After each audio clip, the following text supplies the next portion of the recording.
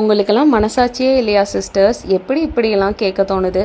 Machine cut பண்ணி கொடுக்குது, நீங்கள் க்ளூ அப்ளை பண்ணி எங்களுக்கு பட்டாக மேக் பண்ணுறீங்க, அதுக்கு எதுக்கு இவ்வளோ சார்ஜ் வாங்குறீங்க அப்படின்னு நம்மக்கிட்ட ஒருத்தங்க கேட்டிருந்தாங்க. மெஷின் கட் பண்ணி மட்டும்தான் கொடுக்கும், பட் மெஷின் ஆப்ரேட் பண்ணுறது ஃபுல்லாக நாங்கள் தான் சிஸ்டர். ஸோ அதிலேருந்து வர back pain, shoulder pain, neck pain, hand pain, அதில் இருக்கிற கஷ்டம் என்னன்னு ஆர்டிஃபிஷியல் ஃப்ளவர் மேக் பண்ணுறவங்களுக்கு மட்டும்தான் தெரியும் சிஸ்டர். ஸோ நீங்கள் ஈஸியாக சொல்லிடுறீங்க. ஸோ பெட்டலை கட் பண்ணி க்ளூ அப்ளை பண்ணி தரத்துக்கு, அந்த ஒரு ஃபினிஷிங் ப்ராடக்ட் கரெக்டாக வரத்துக்கு நாங்கள் பின்னாடி எவ்வளோ கஷ்டப்படுறோம் அப்படின்னு செய்கிறவங்களுக்கு மட்டும்தான் தெரியும் சிஸ்டர். சம்டைம்ஸ் அந்த க்ளூ பார்த்தீங்க அப்படின்னா ஸ்கின்ல பட்டுச்சு அப்படின்னா இந்த மாதிரி தான் பீல் ஆகும்.